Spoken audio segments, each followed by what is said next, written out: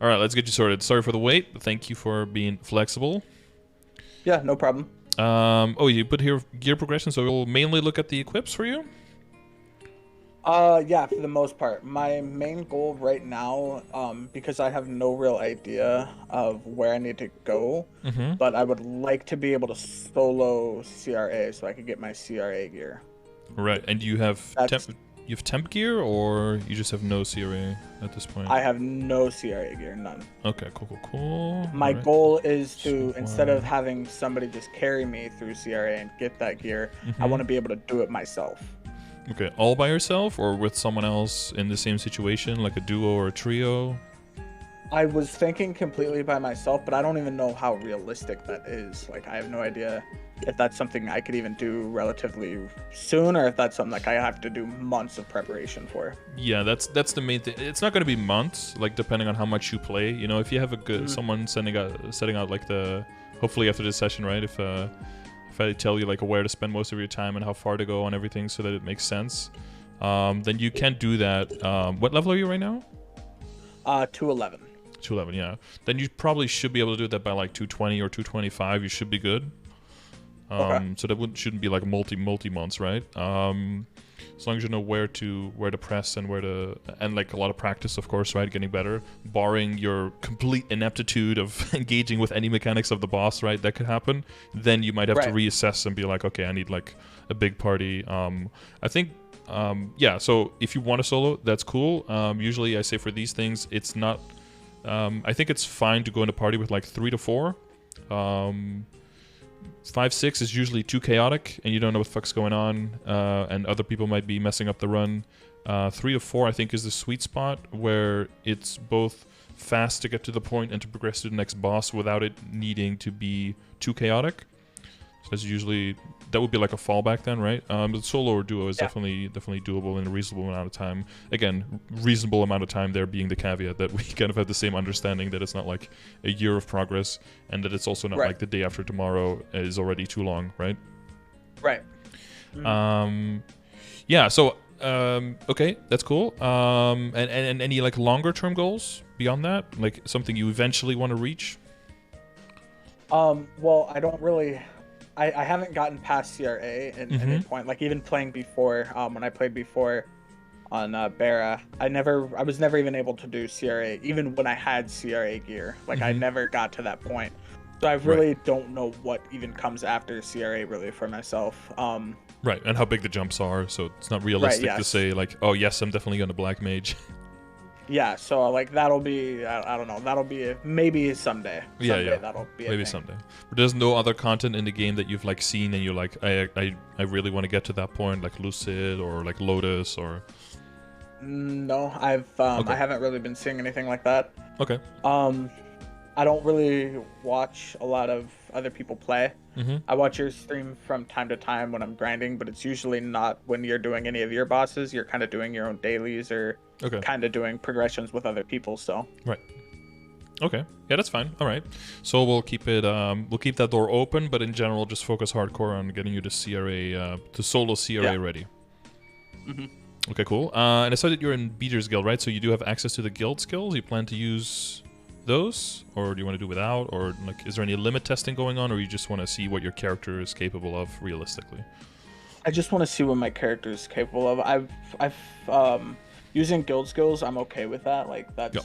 fine because Mhm. it's not like other people are in there like carrying me. Like I'm not just there. I hit it once and then you come through and you just finish it for me and I get the loot.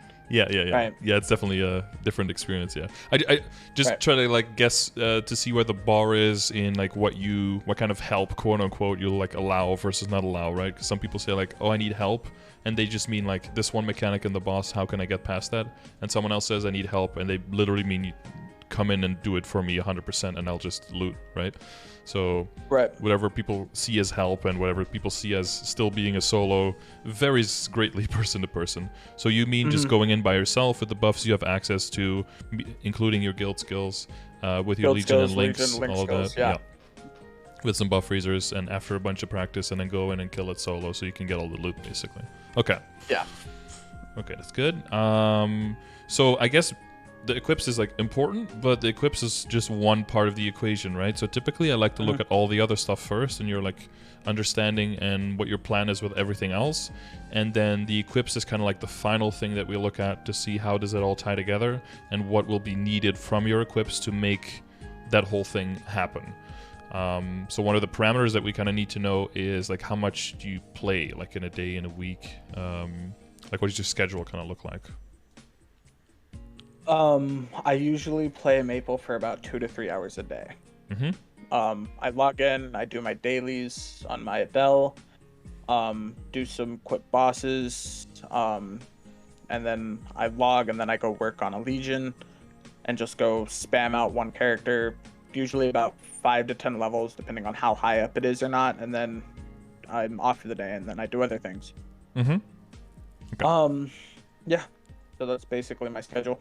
You ever do like a totem, like a longer training session, or is that only during events or maybe in the weekend?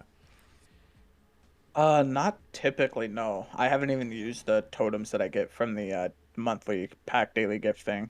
Okay. I've had a couple of them, and I've just never used them. I think I even have 2 in my inventory right now that I could use if I wanted to. But you don't have the time, or just not really the desire to do sessions that long? I mean, it's not really the lack of desire or the lack of time. I play other games. I enjoy other games besides just MapleStory.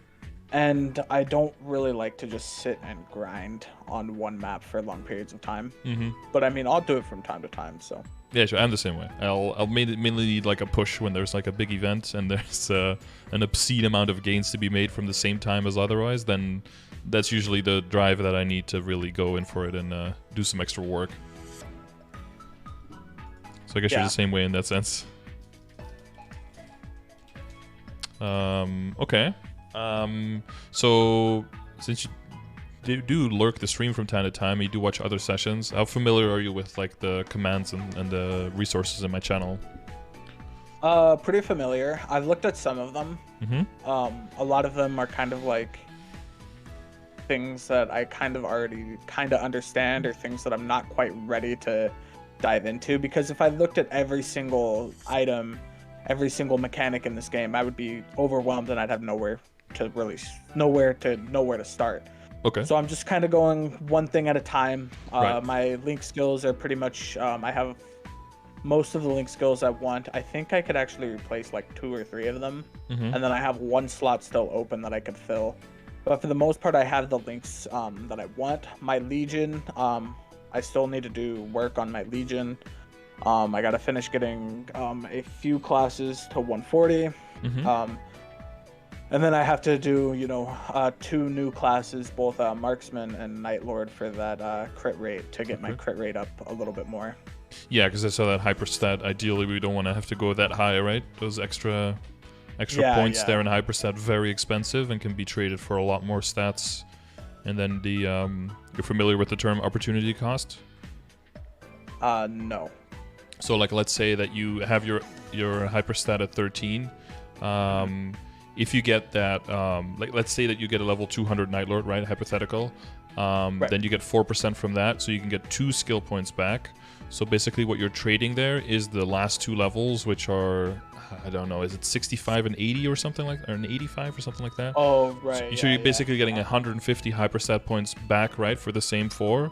But that would, if you put it in another stat, that can get you like 30 boss. So you're basically trading 4 crit for 30 boss. So the opportunity cost there for switching is very favorable for making that switch, right? Yeah, definitely. That's something I want to go for.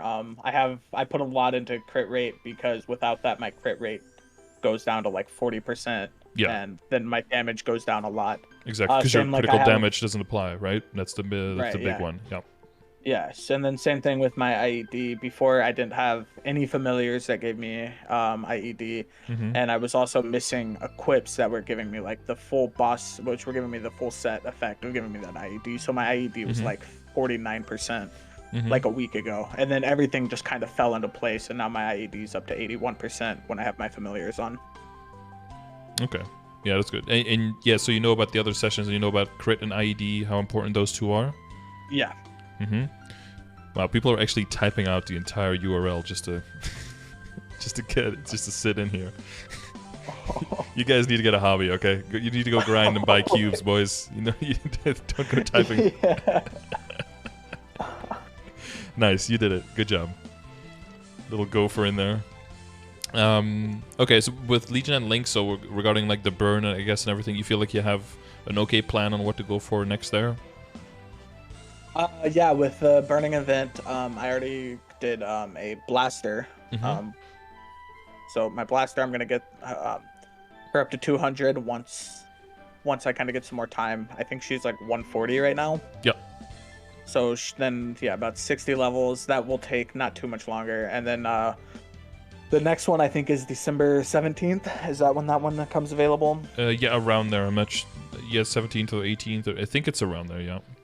Yeah, I was gonna do Beast Tamer if Beast Tamer was available, but if not, I'll probably do Night Lord or Marksman, maybe a Shade. Maybe Shade. Yeah. It just kind of depends. Yeah. Yep. Just whatever is available when I can. Yeah, for sure. Those are good. Yeah, just to get a gist of an idea of what you're working on. Those seem good picks. Those are the next ones on my Legion that I need. Marksman, Night Lord, Beast Tamer, Shade, and Zero. Those are like the next ones for my Legion. So yeah, BT and Zero should be coming back next patch. I hope. Yeah. So even if they come back, just make one, right? If you're not gonna level it directly. Both of them will be made. Yeah, as soon as they're available, I will be making both of them. Yeah. All right, good. For the Legion board, I guess your Legion is at 1775. You know how like what the important Legion like milestones are, where you get like a big buff from them? No. So like as soon as you hit 2000, you get like an extra grid. Like your grid will expand, right? One outward, those, and then every 1000 after that it expands again until 6000. You have the entire grid available to you. So like 2k, 3k, 4k, 5k, 6k. And then when it comes to the individual upgrades, every upgrade past a multiple of 2.5k, you get to put 5 extra characters into the board instead of 1 extra. So that's at 2.5 to 3k, that upgrade, and then from 5 to 5.5, and then from 7.5 to 8. So 3k is usually a big spike because you get the extra board space and you get to put 5 extra characters in, which comparative to how many you have in, which usually is 13 at that point. So you're going from 13 to 18, which percentage-wise is a huge increase, right? Yeah, I was trying to do the math, and I was like, I don't know how I'm supposed to fit a bunch of characters onto this. At like each level, each rank up only gives you 1 character. Yeah, exactly. I'm like, I'm missing something. So I figured something like that was gonna come eventually. Yeah. So 2.5 to 3 is usually when you feel, and you have like a bunch of 140s that you can put into the board. That's usually when you feel that the Legion is gonna get every new character that you make way stronger, because you're getting substantially more stats, especially because you're getting into the outer grid more. So at that point, you kind of move away from the stats in the middle, and you move into the stats on the outside, right? More into critical rate, make sure that every new mule you make has that high crit rate, and then into critical damage so they can hit way harder in crits, and they'll be able to kill monsters so much faster and level up faster at the lower levels. My Legion, even as it is right now, just does wonders for any new character. They hit so much harder. It makes grinding so much easier, even just at that small Legion right there. So Legion is a huge thing. I figured that out like right away. And because we don't have to trade for equips, right? So you have to be able to fund your new characters, and this is the way to do it. Legion and Lynx is how you fund new characters immediately, because it's flexible flexible funding basically, right? Yeah. And for the Legion grid, you know about like changing the stats around? You know how that works for the middle? What do you mean? So you have those little arrow keys, right? If you press them, you can change which stat is allocated to which hex. So if you're playing on a character that has, like on a magic attack character, right? You want the magic attack, but you want the intellect for the other one, right? So you can click the arrow key, switch the dex for intellect, and then the intellect slot will be open, and you can switch the intellect back to dex, and then you can optimize your stats for the character that you're on. Oh, I didn't know that. Yeah, there you go. So there, if you're switching to, if you're on your, I don't know, on a Kana or something, you can get magic attack intellect. You're on your Adele, you can put it on weapon attack and on strength, right? So that'll help you even more. Yeah, okay. And then you don't have to move the pieces around. So once you get to 2K, yeah, you won't change very much. You might add some extra stats into the middle, a little bit on the bottom, on the sides. But definitely once you get to 3K, it'll be a good idea to redo where all your pieces are, because you'll have way more grid available, right, and way more characters available. Right, yeah. So like a general advised build is to go for, well, and actually I can show this because we have a Legion command, right, with a bunch of information on Legion. The last link is actually a grid builder solver that someone made. They can help you out on like where to put all the pieces to get like optimal results, so you can make your pieces really work for your character. So this is like an example of the grid, right? You see the line here, so that's your current grid, and then 2K, 3K, 4K, 5K, 6K will have the full grid. So once you get to 2K, you get like the one extra grid on the outside, which isn't super important. But once you get to 3K, and then you basically have this available, right? 2K, 3K. Oh, I'm going out one extra. Oops. Like this. There you go. Right, you'll have this available basically, including the gray lines. Then usually what you try to build is you try to build like a horizontal line through the middle, so you can connect critical rate over here on the right side and critical damage on the left side. So the easiest to do that with, most of the pieces at 140 are just flat lines. So like the thief pieces, not the thief pieces actually. Is it the pirate pieces? It's definitely the mage pieces and the archer pieces, or just three. Like just a line in 3 pieces, right?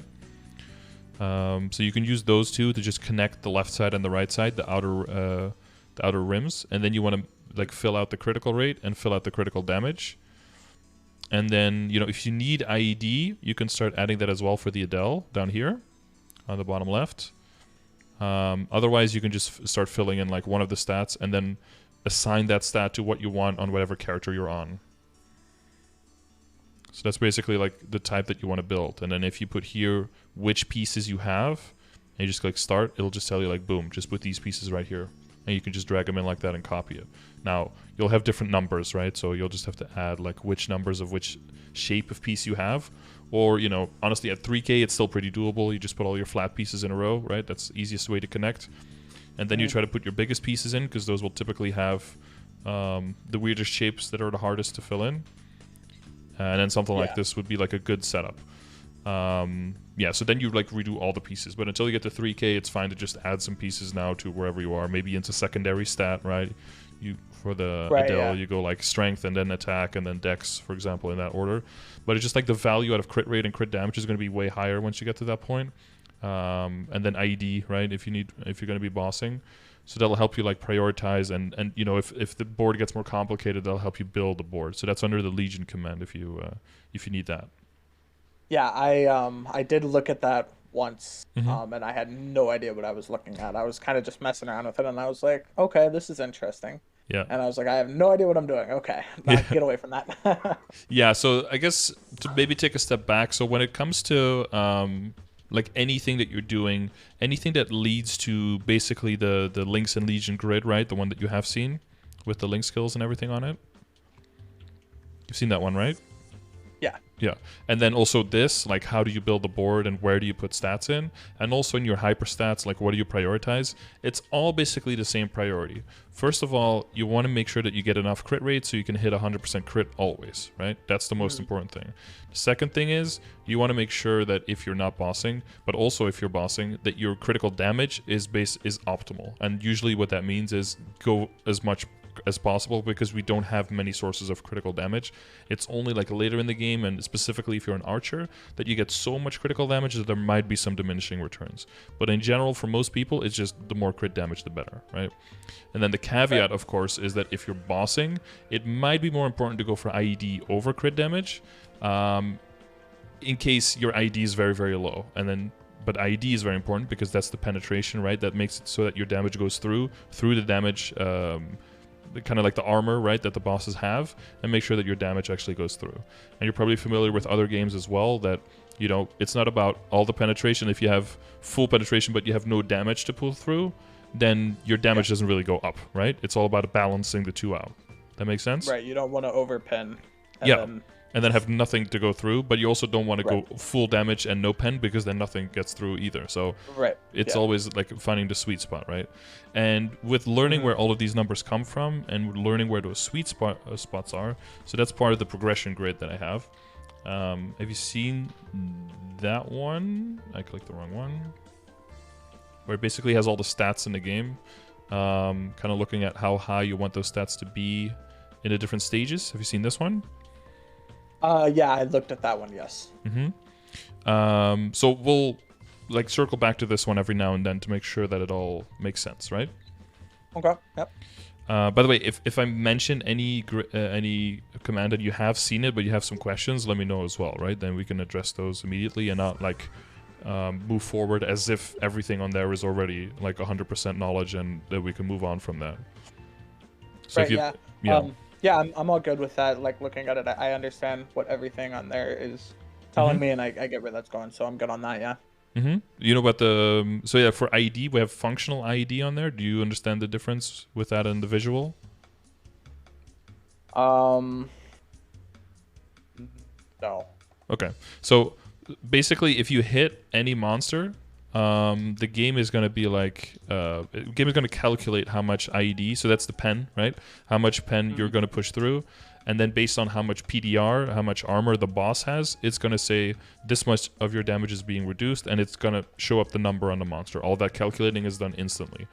What your screen shows, what your window shows, your stat window, is a certain amount of ID that the game can guarantee the amount of pen is going out. So regardless of what skill you're using and what you're hitting, that is how much ID you're sending your attacks out with. Now, when it comes to certain skills and when it comes to certain bosses, skills can be augmented by various things, right? By other skills, by hyper skills, by well, that's mainly that. And then the boss can be debuffed by stuff, right? Which cause the on-hit effect to be different. The boss can have reduced armor, right? Right. And then basically when you hit the boss, the functional percentage is calculated at that point.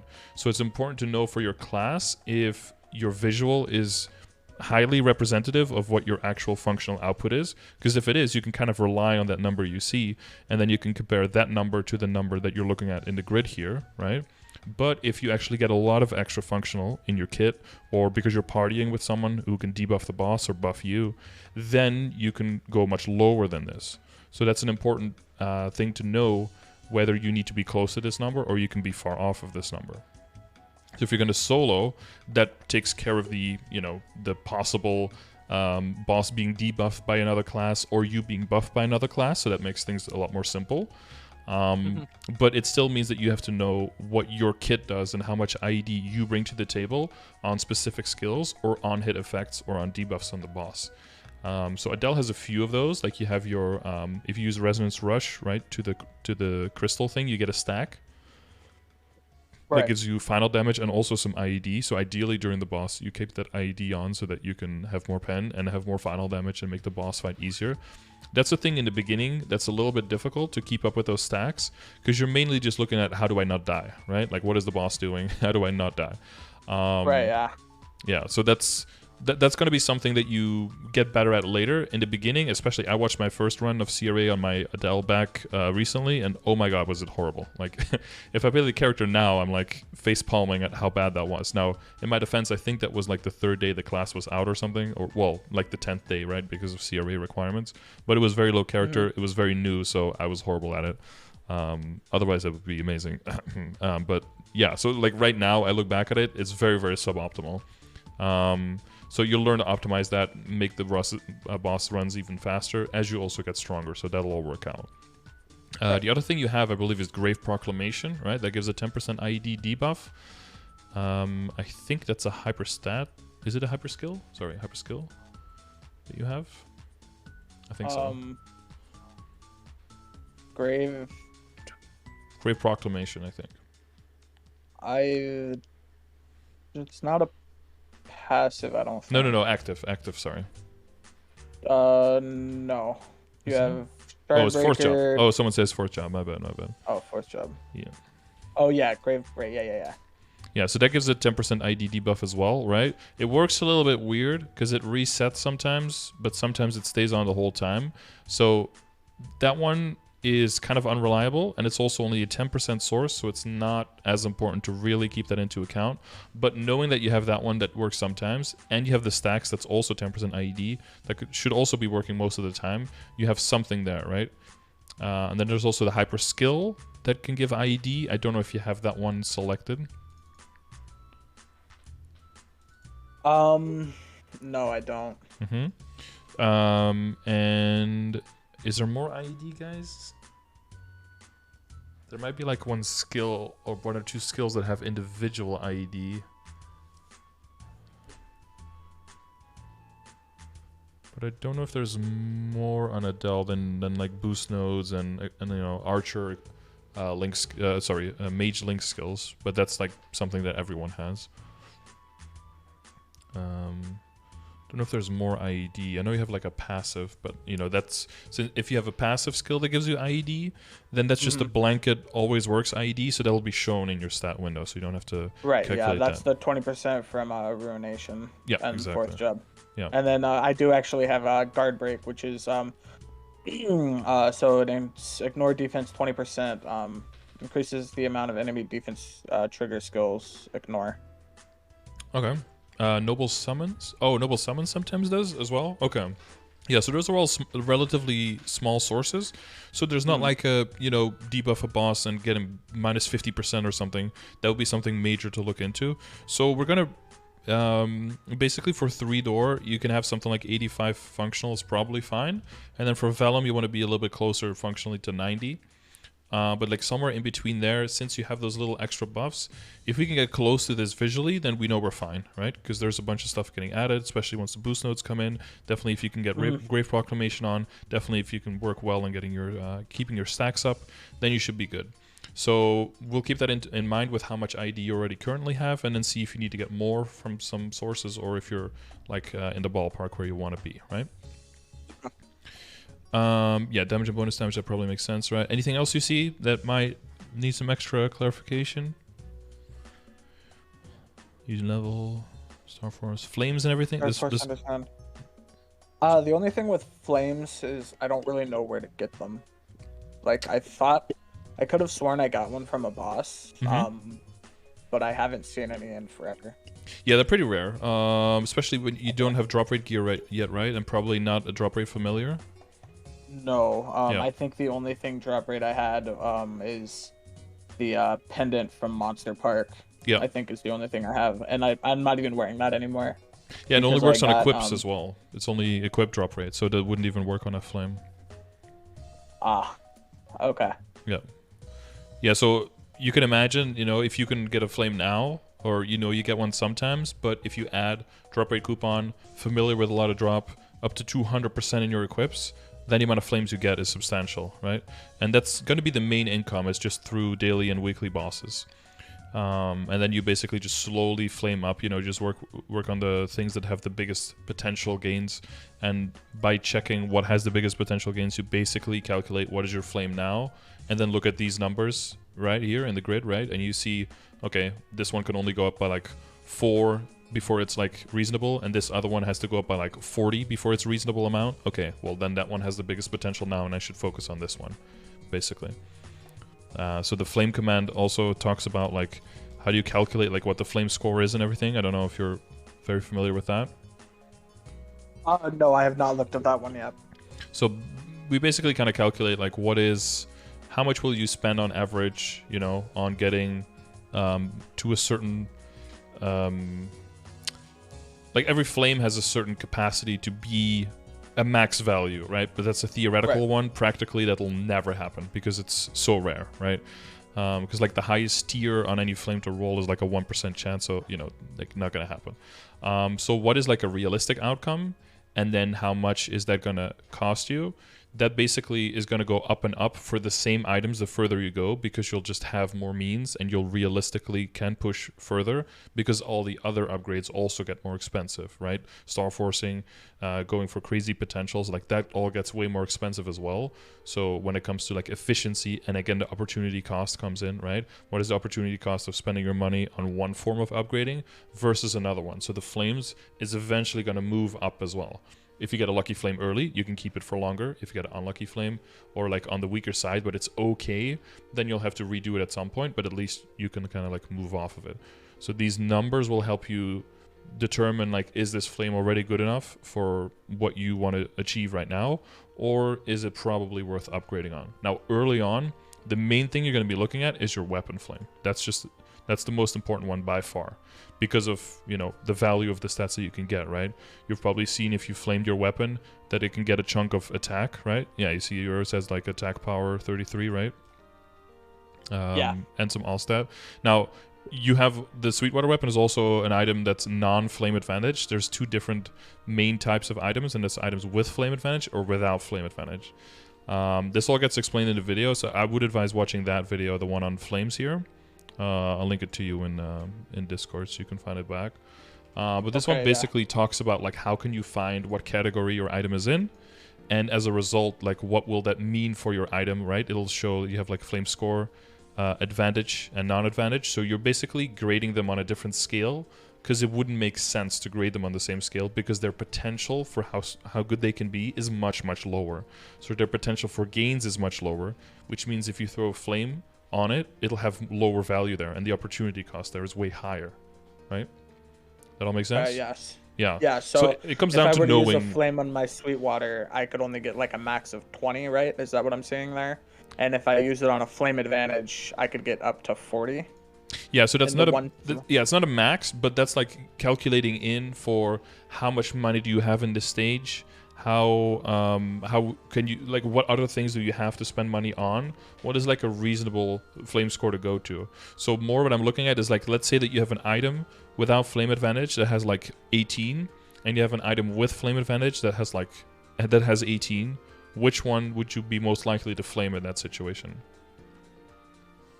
I guess you would want to flame the advantage one, right? Yeah, because it has a larger potential for growth within the same amount of money thrown at it, basically, right? Gotcha, like 10 times the potential, right? Because the only one has a potential for, like, roughly the potential for 2 growth, the other one for 22. So it's like 11 times the growth potential. So on average, you'll spend like 1/9 the amount of money for the same amount of progress.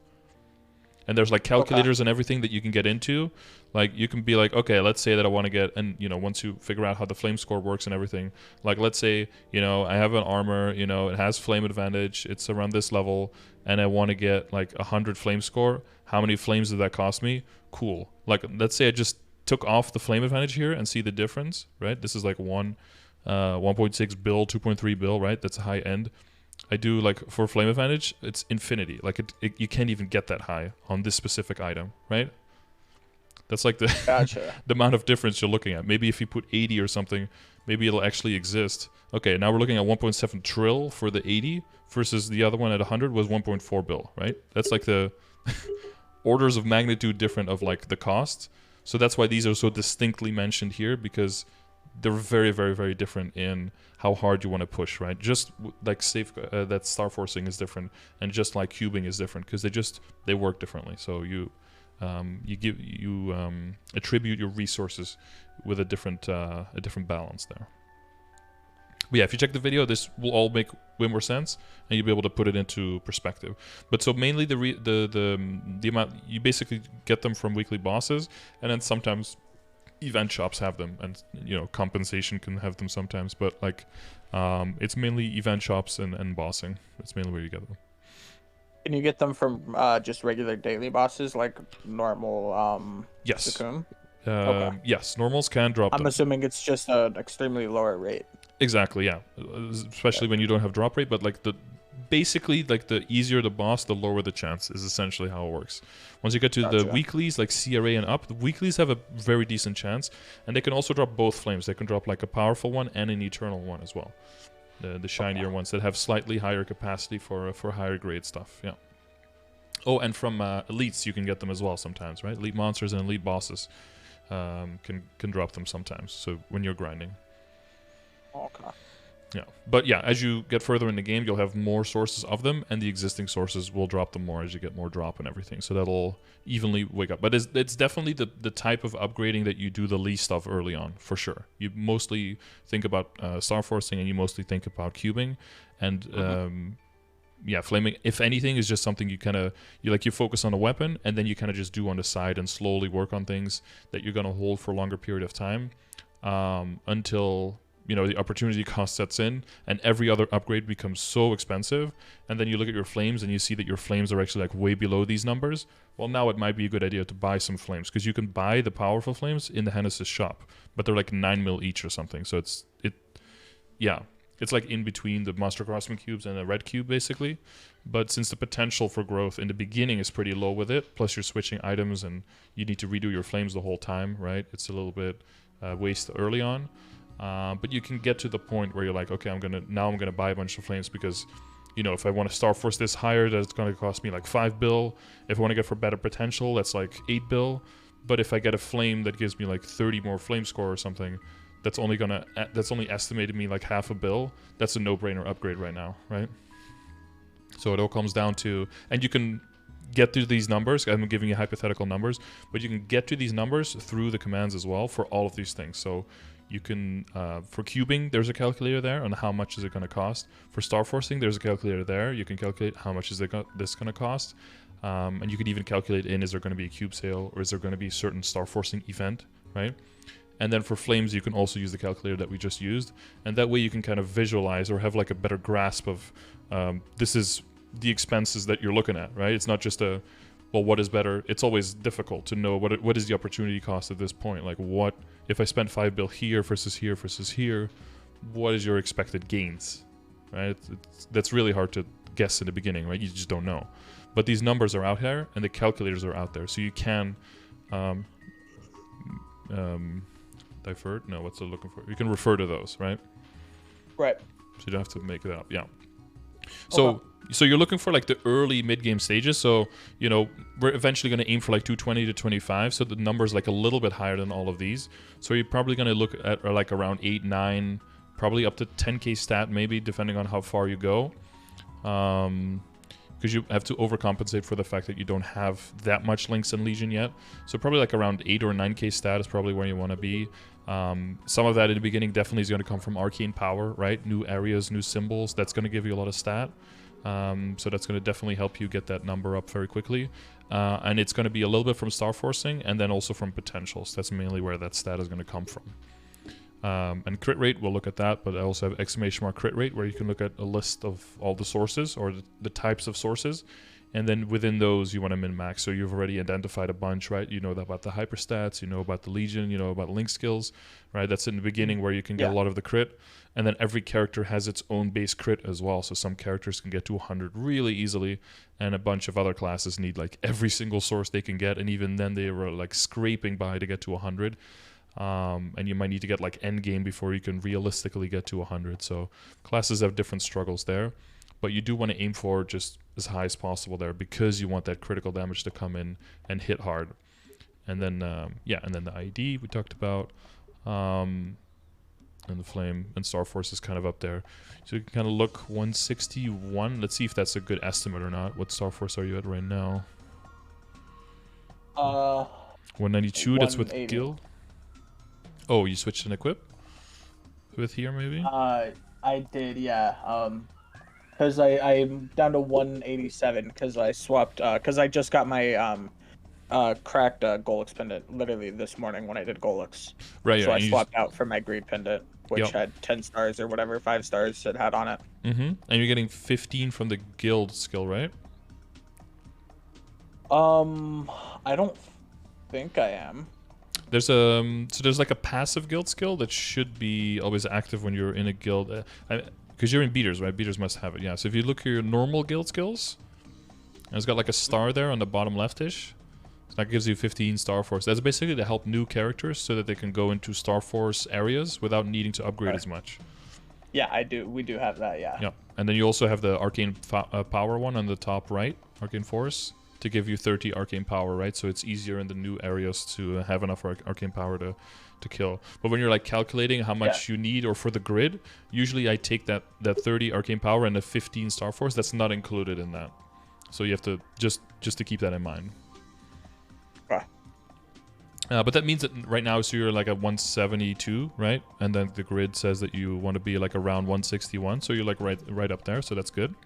There's not like I'm basically checking like, is there anywhere where you're like crazy behind and like like impossibly behind where, because this thing keeps track of where's opportunity cost like the lowest of spending your time now. Like where are you going to get the biggest bang for your buck basically if you invest your time there. And of course, the factor of fun is important, right? If something is just not fun for you at all, you can just spend a little bit less time there and spend more time on something else that's fun, and you can compensate that way up to a certain degree, but that is definitely something you can do. But if you're like horribly behind somewhere, chances are with very limited amount of time spent, you can get great results. So like stat-wise, we're behind, but that's good because there's Cubes Hill and there's 5, 10, 15. So if anything, now's the time to work mainly on main stat. So I think we're completely on track that way. Flame score wise, I'm not going to go through all of the single pieces right now, but we'll kind of look at them and see if there are any pieces where, well, you saw the numbers now, so you probably have some idea now of some items that are maybe horribly behind and some other items that seem really good. But we'll get to the equips when we get to that. So the last one on the list, I guess, here is like boost nodes and skill nodes, right? How familiar are you with how the matrix works, and what do you have to? How can I help you there? You could probably explain the entire system to me because I don't really know. Mm-hmm. I kind of read through like the base tutorial that it gives you in the game, and I was reading through that, but I have the issue of just spamming my spacebar whenever text pops up, so I just kind of go through stuff really quick. Mm-hmm. I kind of understand how it works, but I mean, there's some stuff that I don't know. Mm-hmm. Like, I don't know how to level up the nodes or the where you can like enhance the slot. I did that on one. I have no idea what that does. Mm-hmm. So I'm kind of just like, I kind of don't know what it is or how to do or how to get those skills better. Sure. So if you hover over the enhanced slot, can you see what it does? Versus one that's not enhanced. Do you see the difference?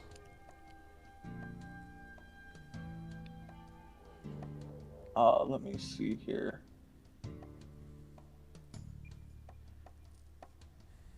It levels them up. Yeah, so you what you're doing is you're leveling the slot itself. So any node you get in there gets the level bonus of the slot. And you can level every slot up to max of level 5, and you get 1 extra point to level any slot that you want with every level you get past 200. So ideally, you just go 1 slot at a time, get it to level 5, and then work on the next one, and you just keep going like that. And then you put the nodes that get the biggest benefit from leveling up, you put those into the level up slots, essentially. Oh, okay. So that's one way of leveling your nodes without even having to enhance or fuse or craft or anything like that. So just from leveling, you also get to level up your skills, basically. And it's flexible, right? So you can move a skill out and move another skill in immediately if you want to. Because this is basically like build your own job, right? You get to decide what are your job skills for 5th job. You can decide that completely yourself. Of course, there's a hardcore meta, right? And there's like a general priority for things. But if you want to put nothing in there, you can do that too if you wanted to, right? Right. So the question is now, like, how can you optimize those things available? Now, so in general, for most classes, there are some exceptions again, but for most classes, you want to hardcore focus in the beginning on your boost nodes. Your boost nodes give you final damage, typically 2% for the important skills that you level. Again, some exceptions there, but for for Adele, it's just 2% always for the important skills. So you get 2% final damage. You familiar with how final damage works? Yeah, it's multiply of your regular damage, right? Yeah, so if you hit 100 damage, you add 2% final damage. Now you hit 102.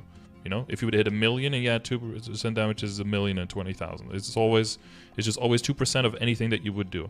So final damage is like the best way of increasing your damage. That's why before we emphasized IED on bossing, because the more defense the boss has, and the less less ID you have, and the more PDR the boss has, you basically get a final damage reduction there based on the defense that's left. Right, so we want that number to be as low as possible. We don't like final damage reductions. Same thing that we were focusing on critical damage because of how critical damage is calculated. It's basically like a final damage increase, but only on crits, and it's additive, so it's not as crazy, right? It doesn't scale as hard into the further you go, but early on it scales super hard, right? So that's why it's very important. Same thing with the boost nodes, and the same thing with the arcane power that I mentioned, right? If you have more arcane power in the map than you require to kill the monsters, you get final damage bonus there. And it's basically that even without upgrading your equips very much, if you work on your boost nodes, you work on your symbols, and then, you know, for bossing, you work on your IED, your damage output will greatly increase, even if your equips aren't getting that much stronger. Because you'll just be putting out more of your damage, or the amount of damage that you're putting out will get magnified. So that's so that's why those are just very big priorities, right? So in general, you want to put the boost nodes in there. It's 2% final damage per level. You have like 9 matrix points left over, right? So you can max out 2 slots, which means that those skill nodes, those boost nodes, are going from level 1 to level 6 if you just put them in a leveled up slot, which means you're going to get 12% final damage now increased to those skills. So instead of hitting 100, you're hitting 112. That's like crazy, right? That's like 1/8 of your damage increased. Yeah, okay. So that can go all the way, every boost node can go all the way up, or every skill can be boosted up to 60 times. So it can add a total of 120% final damage if it's a 2% final damage skill. If it gives 3, 5, or 7, you know, it's 60 times that. Now, of course, that's going to take a while, right? And then the further you go, the slower the nodes level up. But every individual node can only go up to 25. So if you want to get to 60, you can give 2 nodes, each have 25, both in a level 5 slot to get them each to 30. 30 and 30 makes 60. So the eventual, what you're eventually going to come out to is every skill is going to be in 2 separate nodes, and each of those nodes level 25 and in a level 5 slot to hit that max 60. That all make sense?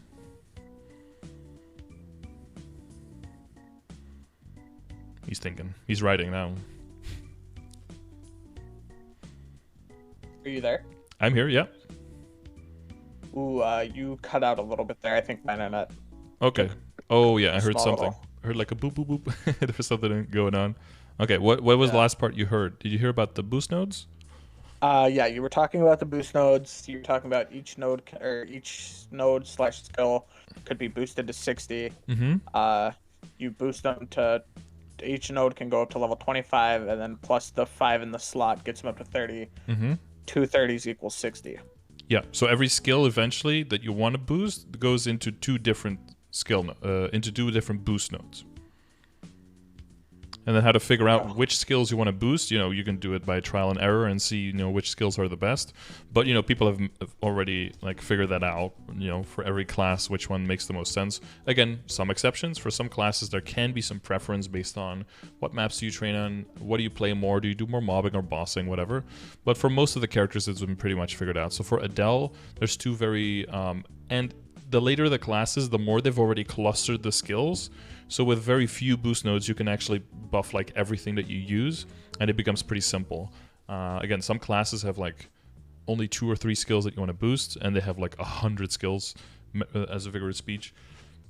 So the chance to get what we call like the tri nodes, right? The boost nodes that have all 3 skills that you need can be very low. For Adele, it's very high. So it's typically very easy to get those boost nodes you want. So you want to go for, there's 2 trios you want, so a total of 4 skills, right? Every skill has to be there twice, right? So one trio means you get like 2 different boost nodes with the same 3 skills, but in a different configuration. So in total, you're looking for 4 boost nodes. So Cleave is very important, right? That's your main attack when you're like slashing ahead of you. Hunting Decree, that's like the swords that fly around, and then that also boosts Grave Proclamation. And then Reign of Destruction, your big orange thingy that lasts over time. Those are like more important. And then the second trio will have Ether Bloom, right? Spinny Swords, Ether Forge, that's like the extra, the toggle that makes like extra things appear, and Magic Dispatch that also does the same thing. Those are the things you're looking for. So in the beginning, you're probably fine with 2 boost nodes that mainly have these 3 skills. What you could also do, because in the beginning, it's very easy to level up boost nodes, you could also go for 3 boost nodes with those 3 skills, and then later change them. So what you can do when you want to level a boost node, right? You go into the node master, you right-click, you click enhance, and it'll show you all of the boost nodes that you have that qualify to level up the existing node that you want to level up. So it'll have to have the same top skill. So like the ones that you have equipped has magic dispatch as the top skill. So all the other ones that also start with magic dispatch will be possible to level that one up. So I think you have 2, right? I think the first 2. So those will show up. Yeah. Yes, and then if you enhance it, if it's enough experience, it'll level up. And then if it levels up, all the skills on it will get more final damage, and then you get stronger, basically. So the idea is that you find the boost nodes that have the skills that you want, and then start leveling those up. Now, if you do like a temporary node because it has like 2 out of the 3 skills that you want, and the other one is kind of bad, but you're just getting boosted for now. As long as the top skill is one of the skills that you want to eventually boost, you'll be totally fine, because you can also use a leveled up node and use that one to enhance another one, right? You can unequip a level 3 node, for example. Maybe you find a better node, and then you just right click the better one, enhance the level 3 onto it, and all the experience will get transferred. So even if you're temporarily using like a non-perfect node, it'll still work out in the end. However, if the top skill is one that you don't want to eventually level up, you'll kind of get stuck with it, and you'll have to disassemble it for shards, which isn't terrible, but does lose some efficiency. So keep that in mind as you're like building your matrix up. Okay. Yeah, so it'll be totally fine to just hardcore go for decree and cleave early on, because that's going to be like the biggest part of your damage, right? Always having the swords fly around, and cleave is going to be highly instrumental to your damage output. And then you mostly use the guild skills. Sorry, not the guild skills, the skill nodes. So in general, the skill nodes are like amazing. Most of them are good in all situations. And some of them are highly situational. So you'll probably figure out after a while, like, okay, I can't really use this skill much here. But most of your skills, like Ruin is a bit more for bossing than for mobbing, I guess, because for mobbing, it's like just 1 map clear with a minute cooldown. If it was like a 20-second cooldown and it did a map clear, then it'd be way more useful, right? But yeah, it could still be useful for mobbing, of course. And then Storm is kind of useful for both, but a bit more useful for mobbing because you're just moving around and killing everything for a while. But it could definitely help you increase your burst damage as well. And then Legacy Restoration basically just helps you augment your mobbing when all the other skills are down, for example, because you can have more hunting decrease out, or it can augment your burst even more if you want to have more hunting decrease flying around, more swords that you turn into a storm, and then more that you resummon after that while you're using all the other bursts, right? So that's so they have decent amount of utility like in both.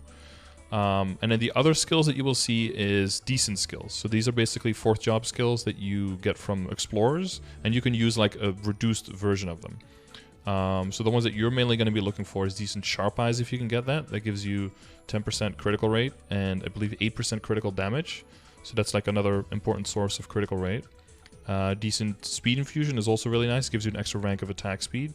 And if you combine that with the green potion from Monster Park, you can hit the highest possible attack speed for your character. You can attack very quickly. And that'll help not only your damage, but it'll mostly help your rhythm. So you'll be able to jump around through the map more when you're mobbing. And for bossing, you'll get stuck in place less, so you can move out of the way and dodge attacks more easily. So that's going to be something that's also very useful for you. Oh. So those are the ones, when you're opening nodes, definitely look for those. Yeah, other than that, when you just get as many nodes, honestly, like for you at this situation, because of the final damage, hopefully that highlighted the importance. If you can get any nodes anywhere, go for it. Event shops, buy all the nodes you can. Maybe not the special nodes, those are pretty expensive, but like the regular node stones, right, the blue and white ones, get as many of those as possible early on.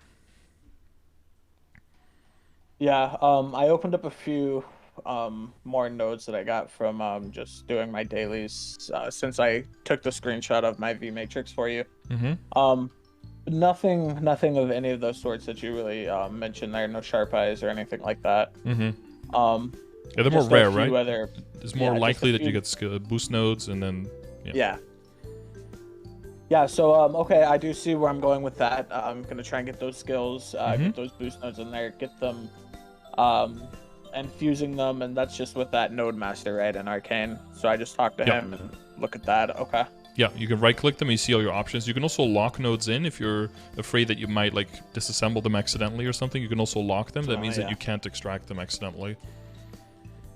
Okay. Because that's happened to people before with like when you're disassembling the ones that you don't need, and then you accidentally have one selected, and then it just poofs, and could set you back quite a bit. That sounds terrible. Yeah.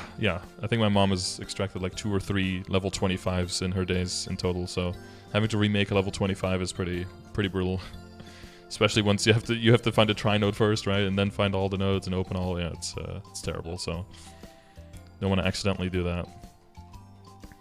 You have a bunch of pictures here of the link. I guess do you feel like with VMatrix you have a good direction there?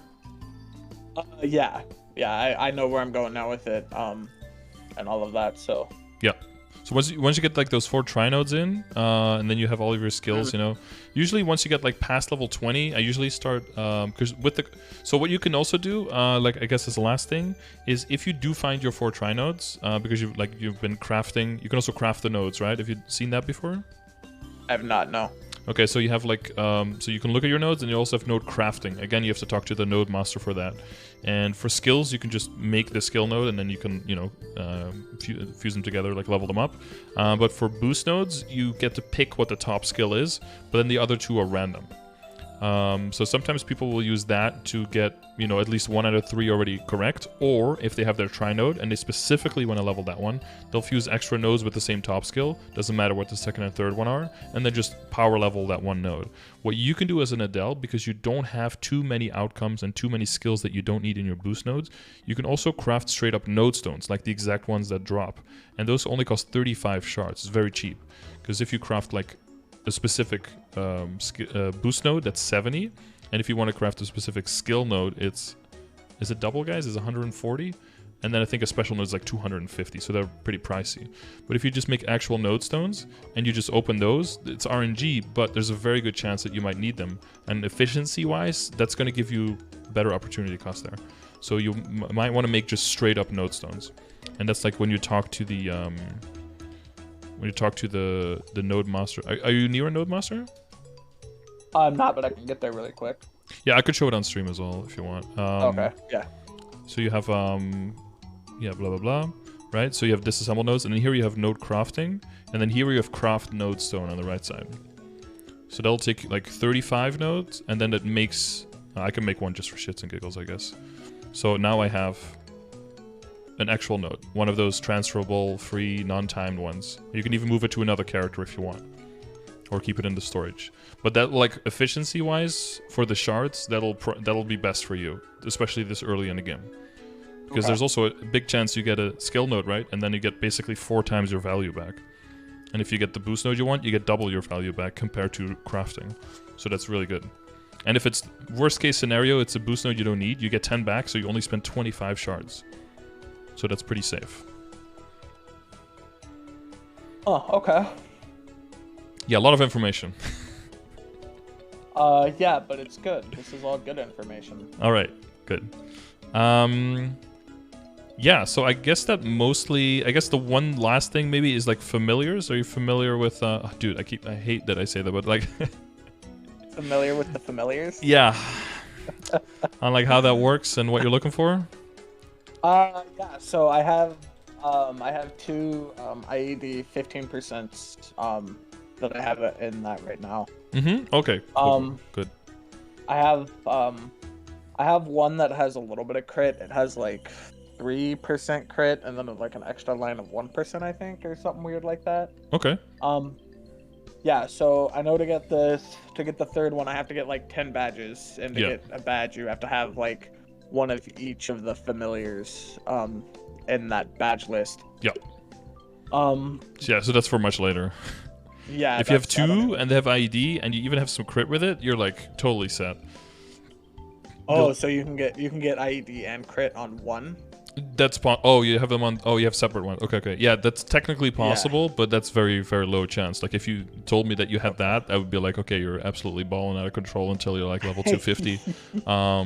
Yeah, just having IEDs is already more than good enough. Yeah, that'll definitely help keep your ID, get your IED up, because early on you're basically going to be relying on Legion, Links, Familiars, Hyperstats, and on your weapon secondary emblem potential, where basically all your ID is coming from there that doesn't already happen from your kit. So it's going to be important. And we'd still want to get more IED, right?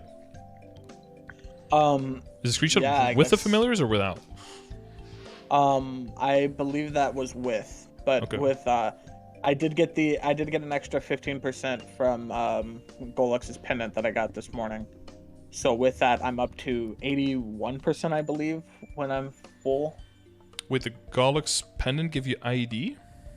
The full set gives you 15%. Oh, you got so you got the reinforced then? No, they're the cracked. Wait, cracked gives you IED? Yeah, with all 4 sets, you get 15% IED. Wait, did they change that? Hang on.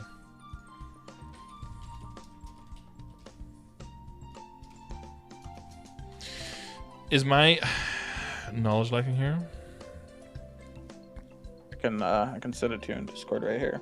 Oh, right here. Oh yeah, dude, I just skip cracked always. If I'm honest with you. So the main thing, the reason I'll tell you the reason I guess that I skipped that is because all of those pieces don't have flame advantage. And usually what I go for is the boss accessory set. So all of those pieces, earring wise, like the one from Horntail or the one from Hilla, because all of those, the set bonus, you can get up to 7 or even 9 set bonus of that pretty reasonably. There's also a 10% ID in there. There's also a 10% boss in there, bunch of all stat.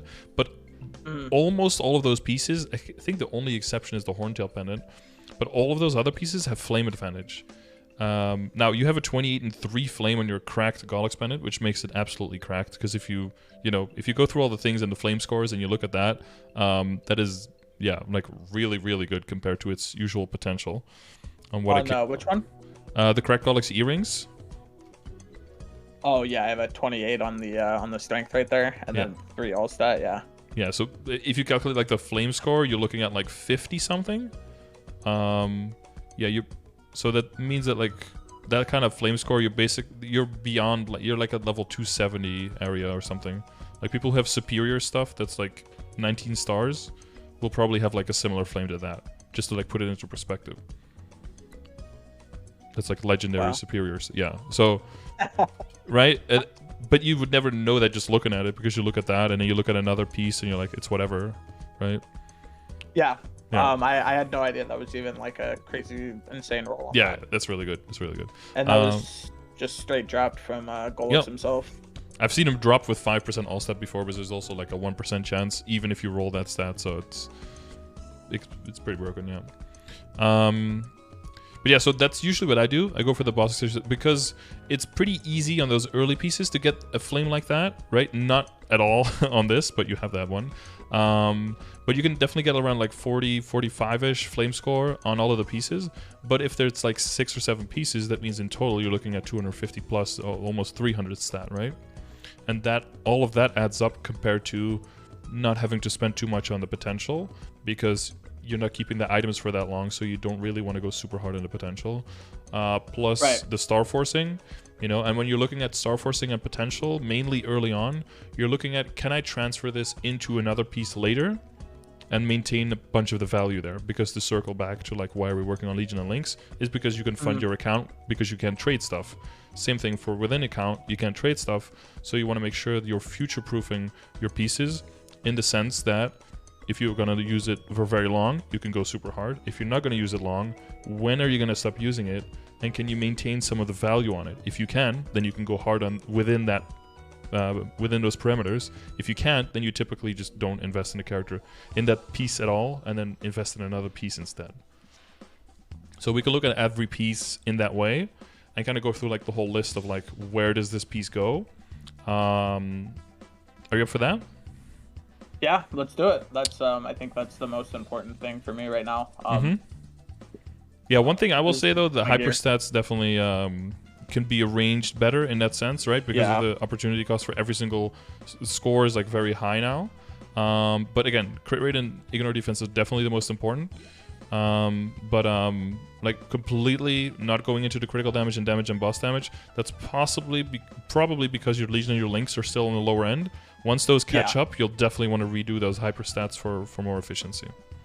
Yeah, definitely. Now that I have that 81 IED, I'm not really sure where I could get even more IED really with what I have. I'm assuming you'll cover that when we're going over my gear. I'm assuming that's where it's going to come from next. And then once I do that, and I get those other 2 legions, the marksman and the Night Lord, built up, I can then take away a lot of that crit rate that I have, which is 13 levels, and my hyper stat. I can get that down and put that into something else like critical damage, right? Even is that a thing on here? Yeah. Yep.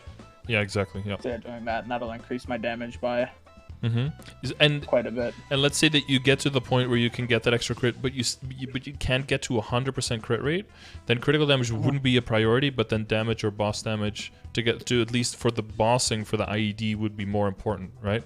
That's a fair point. Yeah. Or maybe, because we talked about final damage, right? You have Arcane Power in there as well. If you scroll down, there's also Arcane Power that you can level up, and even damage to normal monsters. So that could also be a possibility if you want to focus more on grinding, getting the levels out first, so you can get to, more slots in your grid, more total hyperstats, etc., and then circle back, redo the stats, focus more on bossing, and specify them for bossing, and then boss with that. And that way you don't have to go into IED. You can just go fully into damage, crit damage, damage to normal monsters, and Arcane Power if needed, and then train faster. And then once you get to a level, now I want to do the bosses, then you can do like a second preset in your hyper stats, focus there on, again, enough crit rate if you can get to 100%, right? Enough IED, boss damage, and then regular damage and critical damage, if you can get the crit rate. Okay, yeah. That's how you will, and then you can just switch between the two. If you're going to go training, boom, switch to the other one. You're going to go bossing, switch to the other one. Now it's 2 mil to change. It used to be 10 mil and you had to click everything. It was so annoying, so it's like a godsend, so use it. Okay, so we have, because your base critical damage is pretty low, so comparatively, adding the critical damage will add a lot of damage for you. That's true. Okay, so these are link skills. Yeah, okay. Alright, equips. So, totems, you're basically doing everything you can. If you want to, you can replace them with Afterlands totems. There's a whole link to how to do Afterlands. Basically, they're permanent totems that are a bit weaker, but then, once you have them, you can just, you don't have to go grinding for them anymore. If you're okay with doing this, you can do this as well. And you're golden. You have, you're doing one Afterlands? Yeah, you have one Afterlands and then 2... I was doing New Garden to get potential scrolls, and when I was there, I was getting these totems, and these totems are better than those, so I'm just gonna use them until I have them, and then once they're gone, I'll switch back to my Afterlands. Oh, okay, totally good. Okay, yeah, and then I guess we can go over the pieces that you're gonna keep for a long time, right? Like the Crystal Ventus badge, that's a keep forever, so you don't have to worry about that. When it comes to the metal, you can start working on your Monster Park medal. Are you aware of all that? How all that works? That's the is that the Ursius Defender King? Is that the one you're talking about? Yeah, so Maple. Yeah, that's. Is that the one where you have to clear it 77 times each day, or? Yeah, that one. Yeah. Yeah. Okay. Because just in general, doing the runs is just a good idea, right? To get that influx of the coins, you can buy the green pots, the gold pots for more EXP, and maybe even the red pots if you need more damage when you're bossing later on. And you could do the 2 free runs a day, and you can buy extra coupons in the cash shop, right, for meso if you want. I've been doing Monster Park on my mules, my Legion mules. It's up to you there. Again, it will slow down your progression with the 7-day Monster Parker, but if you can get enough IED from other sources, it won't be like an immediate thing. But for later on, eventually, Monster Park is something to think about for IED. But you're right, like main focus now is just getting to soloing CRA, so that's not right now very imminent. Yeah, just gonna scroll over everything roughly. So you have some uniques, you have some epics. Most of those epics already have a 7% line, so that's good. Okay. Yeah, okay, so what we would do in the short term would be to... How's your occult cubes? I have 180. Okay. So... Okay, so priority-wise... Wait, so what are you using for your second... Oh, you're using the horntail necklace for your second pendant, right? Okay, makes sense. And you're gonna Star Force your cracked it a bit, right? Yeah, because we have the cube sale now, right? What kind of money are you working with? I have 1.5 bill. Mm-hmm. Okay. It's probably gonna be a good idea to try to get your secondary and your emblem up to unique. With some black cubes. I'll leave it up to you whether you want to wait, like, because we're only going to be shooting for unique anyway. I think you could just do that like now with the cubes. I wouldn't like wait a month and go for DMT, because I think you can make more money before then and then buy regular price cubes and then use the DMT then to get stuff to legendary or other stuff to unique. That seems more reasonable to me, right? Because percentage wise you can get way bigger gains now for a lower amount of money spent. And we're only, quote unquote, talking about 100, like 1.5 bill anyway, that you can make those gains over. So I would use it early and then set yourself up. And then in a month, you can like reassess DMT as soon. What is the next project, right? Yeah, I also have to just save up the 2 bill for the fairy heart that's coming in the meso shop with the event that's here.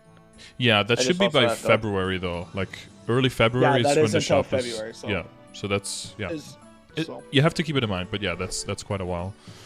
Because like for unique, you're mainly looking for attack and like a bigger chunk of IED or a chunk of boss, but probably bigger chunks of IED, right? That's where those are going to come from.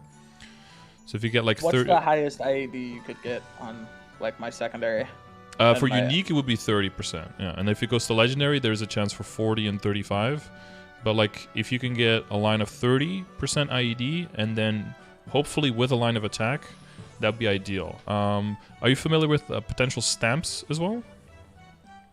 Yeah, that it'll get it up to 3 lines. Yeah. For your emblem and your secondary, those would be the most important ones, because that's where percentage attack, percentage IED, percentage boss, they come from there, and that. In comparison to just percentage stat, that's just way better, way more important. So like the opportunity cost again is like way lower there for making big increases. So that's where you want to push the hardest by far. Can I buy those stamps there? Yeah, also in the same shop where you can buy the flames. So if you go to Genesis and you go to the market, or you can go to Leafer as well and go to the merchant there. They sell like a bunch of stuff for mesos. I think the silver stamps are like 8 mil each or something. It's kind of a steal. Yeah, I mean for your secondary, for your emblem, it's worth it. Definitely. And they sometimes drop as well from bosses and sometimes from elites. You know, you can get them from bags and stuff like that. So. Yeah, the silver potential stab is 6.9 mil. 6.9, yeah, okay. Nice. Yeah, so definitely want to get those 3 line, and I would use black cubes to just try to get up to unique. And then once they're unique, you can reroll with Master Crossman cubes, right? That you can also buy from that same NPC where you're at, or that you can also get from bosses, right? And from elites and stuff like that sometimes. Okay, I'm at Leafrey. I don't see cubes on him. Maybe yeah, that one doesn't. Yeah. Leafer one doesn't sell cubes for some reason, but the Genesis one does. So if you go to the Monster Park in the market. Sorry, not Monster Park. The Genesis, the market, and then go to the potion shop. The NPC will sell them, and they also sell like the secondary pendant slots and the character expansion slots and stuff like that. Yeah. So yeah, those 2 unique, and then I think that'll be the most important thing to work on with like the cube stuff now. I can imagine you would need more than like 1 pack of black cubes or something to get both of them to unique, though. That should be within budget. Maybe a second pack. And then just spent most of the rest on Master Craftsman's to try to get a good lines within Unique. So like one line of IED is probably going to be necessary on both. And then if the secondary, either attack or damage, boss damage, and then for the emblem, just attack. If you can't get anything besides attack, and you're like running low on cubes, and just hold on just IED. That'll be, you know, for a percentage of how much it makes your damage go up when you're mobbing, when you're bossing specifically, it'll be good enough. For mobbing, it won't help you as much, right? That's why you're looking for attack and for IED, so it helps for both situations. Yeah, that's I ended up stopping on both of them once I got that IED 15%. Yeah, that's fine. Just early because on. like I didn't want to keep re-rolling to try and get lucky and get both of them with just the Colt cubes, because I didn't realize you could buy Master Craftsman's cubes, so that's good to know. Yeah, Master Craftsman cubes buying early. A lot of people, if you're doing more like a solo approach, it's definitely something you want to go for in the right situations. Yeah. Most people kind of skip, like they'll go to epic, roll with occults, and then if they're like want to send, then they'll use cubes to get the legendary and then roll with reds, you know. So they kind of like skip by that point. I think there's a whole situation in between where you can be unique and have most of your stuff like 9 or 12 or 15%. And then as long as your weapons, secondary, and emblem, those go to legendary, and those have good lines, and your boost nodes are good, your arcane symbols are good, right? And you know how to play your character, your mechanics, and you practice the boss. I think you can clear most of the content without having to make everything legendary. Because a bunch of equips, specifically the CRA gear that you'll get, you know, once you're clearing CRA, when that gets to legendary, the amount of junk lines is just insane. I feel like if you have like 21 star and maybe even epic, but like barely unique CRA gear, I think that's fine when it comes to the balance of where you spend your money. If you're just like 17 star CRA, if you have like 9% stat, 17 star CRA, that's fine. Because your money can be better spent on other things. All the accessories have better returns for your for potentials. Weapon, secondary, and emblem, you know, because of how good those lines can be, have better return. And CRA, when it comes to potential, is very low on the list. But when it comes to Star Force, very high on the list, because it's easy to kill CRA more once you've cleared it one time, right? You can get more backups, you can get more pieces, so there's no really any big risk. So when there's a Star Force event, you can just Star Force and send, and then you'll be able to always have a backup and just transfer the trace over, keep your stats, and there won't be a big loss there. So that's kind of how that's, yeah, more priority for one, but then a lower priority for the other one. Okay. Yeah, most of your other stuff, it's like Pencilier, yeah, where it's at. So the things that you can do, if you do notice that you need like a lot more damage for CRA, I guess the more short term, I would definitely reroll with occult cubes at least your weapon. Maybe also get it up to unique and do like the same thing as with the secondary and the emblem. But if you don't have the money for that, or it doesn't, you know, work out, definitely mainly try to go for attack percentage over boss percentage damage. It's a little bit misleading now, but because of how the reboot passive changed, sometimes it can look like damage percentage is actually better than attack percentage because of how much range it adds.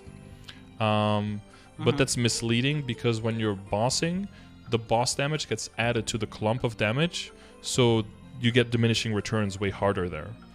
And attack doesn't have anything else that it gets thrown in a pile with, so that doesn't get any diminishing returns.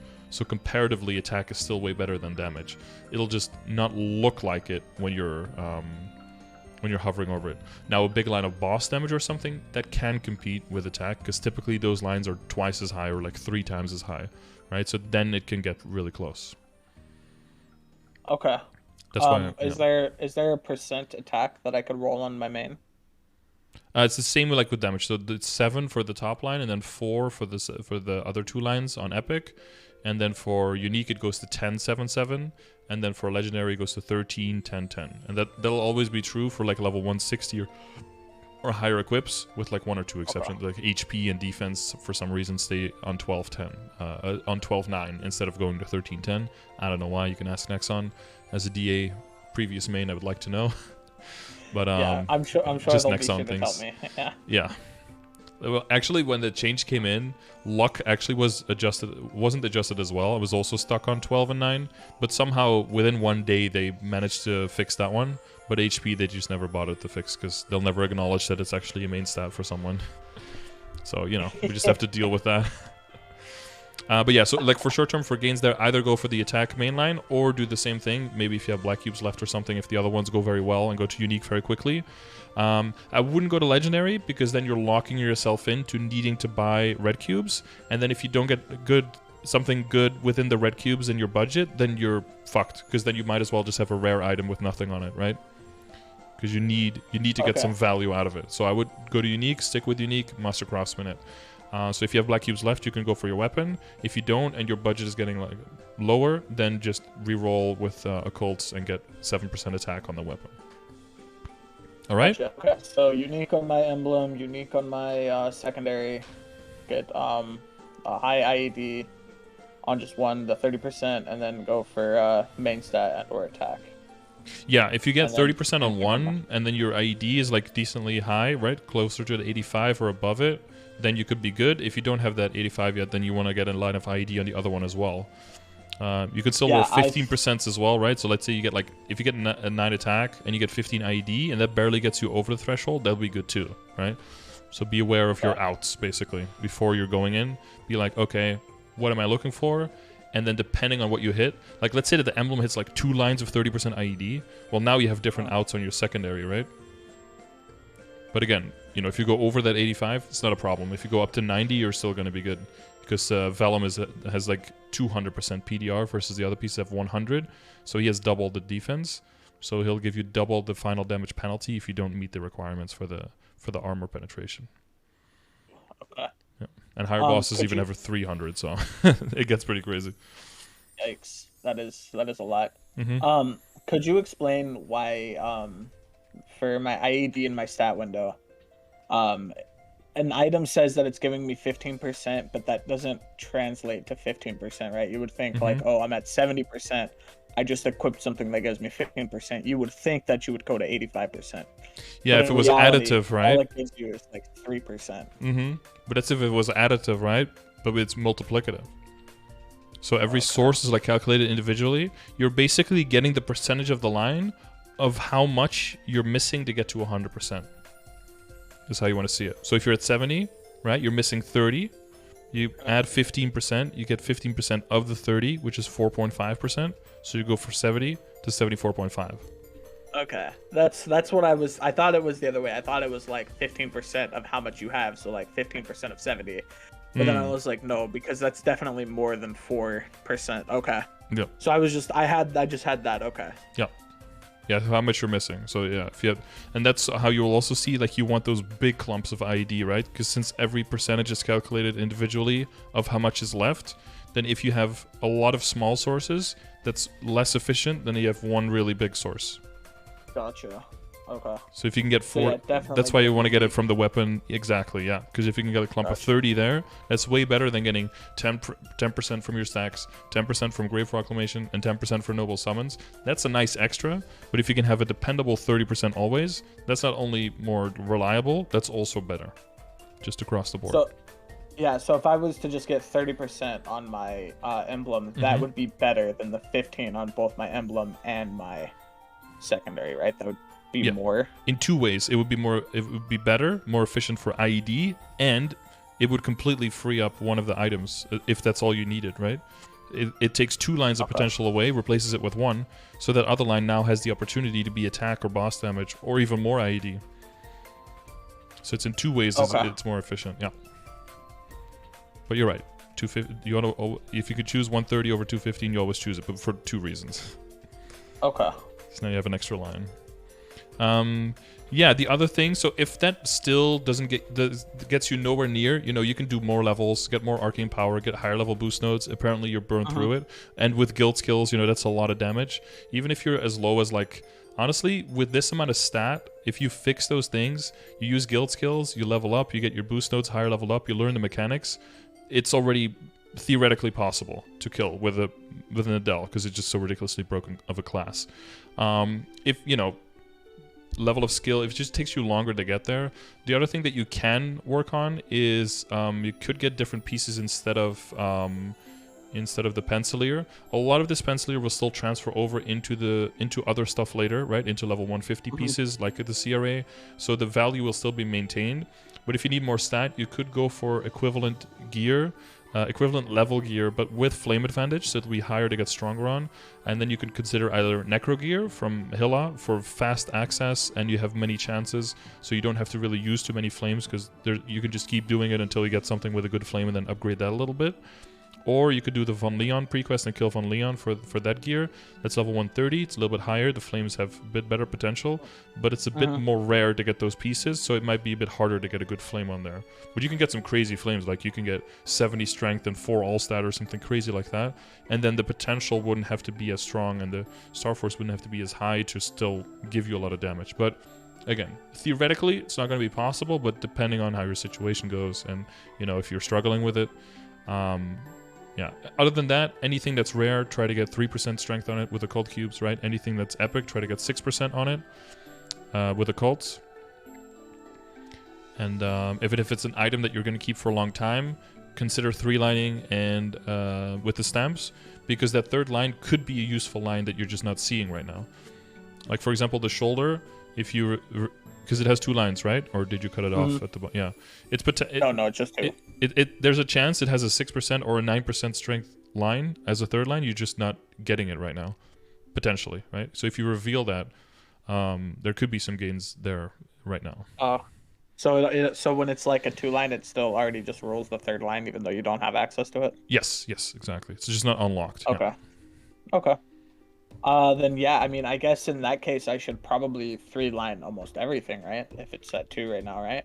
Because I'm not really going to be replacing anything. Yeah, because the thing is also, if you do end up transfer hammering it over to a higher level equip, it keeps like what lines. So with transfer hammer, it keeps the types of lines and it keeps the amount of lines as well. So that value of that stamp will just get translated to the next piece as well. Gotcha. Okay. Yeah, I was actually going to ask about Von Leon gear or Necro gear from Hilla, because I do have access to both of them. Yeah. I have a bunch of Von Leon coins, I think, right now. Yeah, so that's something after this update and, practicing more, getting higher level. If you feel like you still struggle with CRA, you still need like some baseline damage, you could move into that and then upgrade that. But yeah, it'll come down to like how quick of a learner you are, how patient you are, and if you can like figure out the mechanics and everything. You could definitely check out the CRA runs that I did on my Adele. You'll be able to do it way better than that, because that was very inefficient. Let me see if I can find you the link.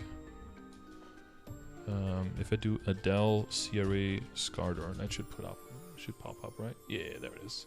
So this is with me at 6K without guild skills and without guild skills, with links, with like big link skills and legion, right? But very poorly upgraded everything. Just going for IED basically, just to make sure that my damage goes through. But already like knowing the boss, but barely knowing my character. So you're gonna cringe looking at how I do the bosses, and you're gonna see already a bunch of opportunities where you can do way better. Yeah, with guild skills and with some proper upgrading, and as long as you have the IED, I think you'll be fine. Yeah. So then there's really no need for me to really like go for Von Leon gear. I don't think my Pantslayer gear should be fine. It should be fine. Yeah. And then once you get the CRA, you can transfer over. So if you have another, overalls can transfer into tops and bottoms. I knew that it could go into just the top, right? But it won't go. It does go into the bottom. Yeah, the overall can transfer into either one, and then the top and the bottom can also both go into the overall, but the top can go into the bottom, and the bottom can go into the top.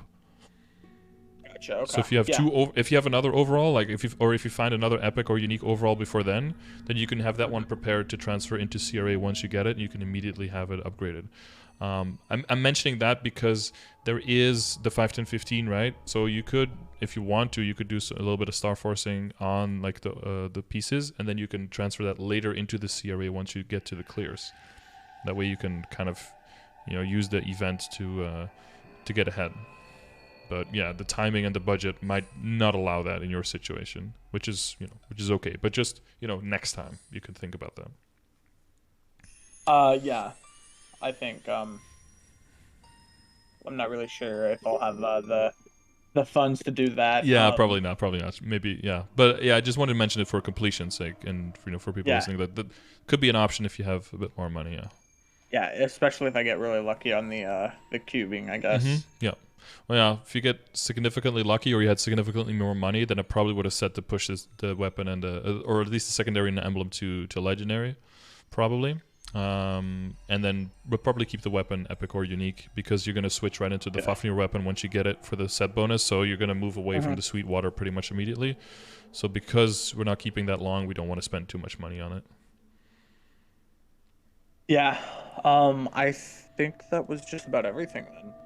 Let me see real I think quick. so. Most of the other pieces make sense. And then next bosses will be like H-Mag, so you can get a better cape immediately from that. That'll be a huge upgrade. Tyrant cape. Oh yeah. CRA set will come in. Shoes and gloves will stay weird for a bit, so you can move. You could probably move into, for shoes and gloves, if you buy those with the coins and you get like a nice flame for Von Leon, I'd probably switch into those, because you'll basically keep those all the way until you get to Abzo. So the sooner you get something nice there, the sooner you can maintain your investment in that and utilize that.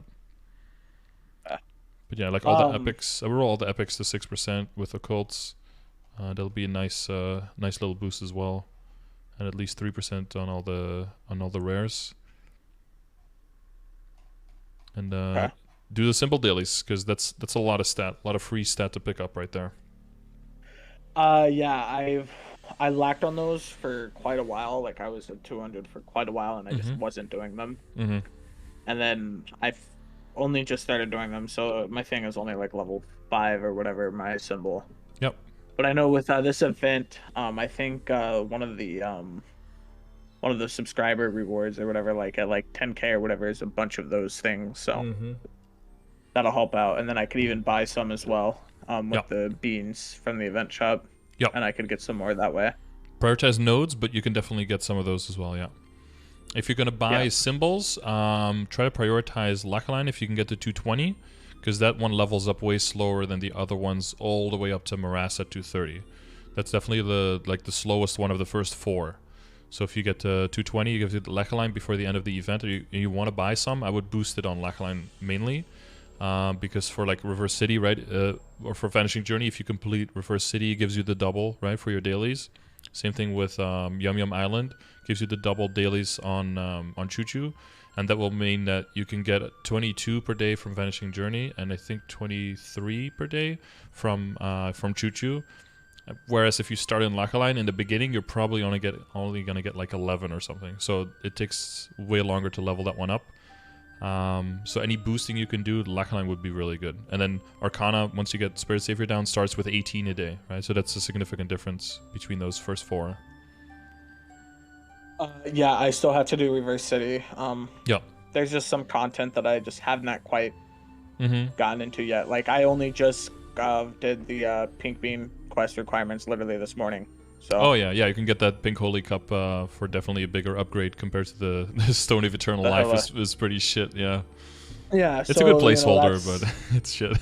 So yeah, now I got that. So now I can do Pink Bean daily until I get that. Yeah, you can get some belts as well, which is a higher level plus flame advantage, right? So that you can start working on seeing if there's anything nice there worth switching into the boss accessory set or not, right? If you want to keep on the cracked set or not, if you get more pieces. Yeah, I would just have to get that higher IED on like my emblem on that, and then I could swap out of that CRA.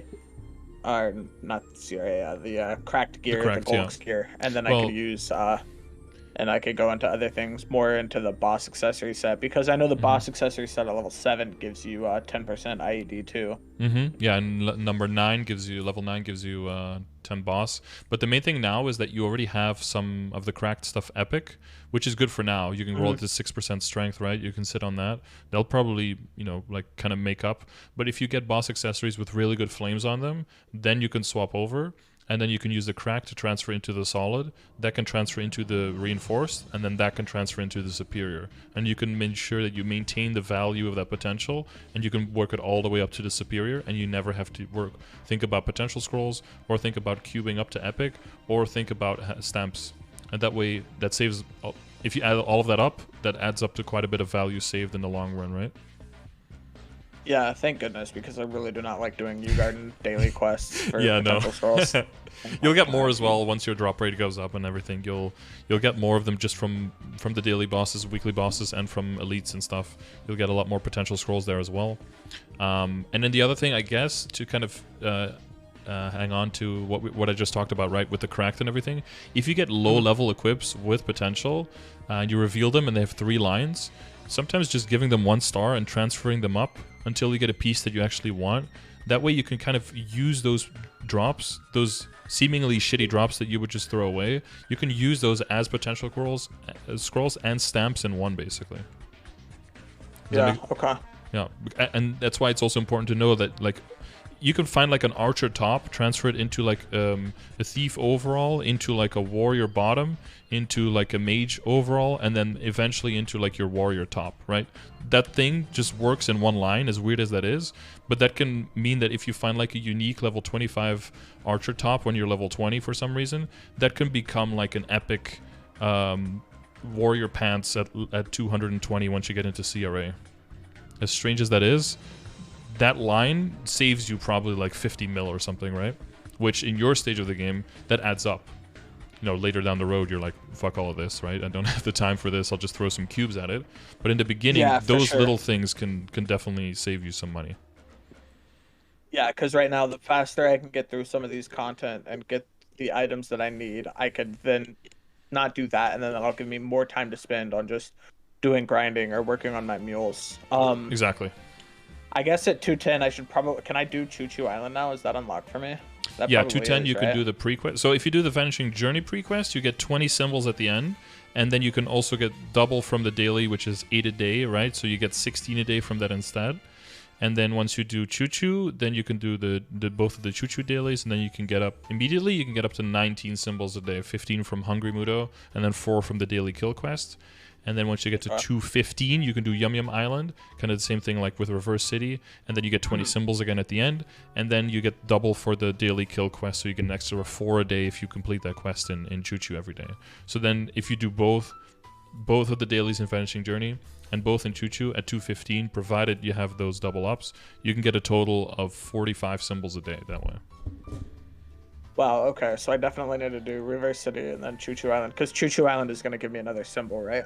Yeah, new symbol, so that's immediately 30 more arcane power and 300 more stat immediately as well once you complete the pre-quest. Yeah. Okay, so I'll definitely do Choo Choo Island tomorrow then. Yeah. I'll get that knocked out of the way, so I get that, so I can start working towards that.